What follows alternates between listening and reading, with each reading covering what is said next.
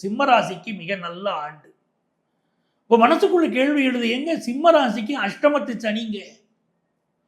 என் வாழ்க்கை இப்படியே போயிருமோன்னு எனக்கு பயமா இருக்குங்கன்னு பல சிம்ம ராசிக்காரங்க கேட்குறாங்க. அப்படியெல்லாம் பயப்பட தேவையில்லை. எல்லாருக்கும் அஷ்டமத்து சனி கெடுதல் பண்றது இல்ல. அதைத்தான் அந்த நம்பிக்கையை முதல்ல மனசுல கொண்டு வாங்க. இந்த ஆண்டு இருக்கக்கூடிய கிரக நிலைகள்ல பார்த்தீங்கன்னா, குரு பகவானுடைய சப்போர்ட் மிகப்பெரிய அளவுக்கு சிம்ம ராசிக்கு இருக்கு.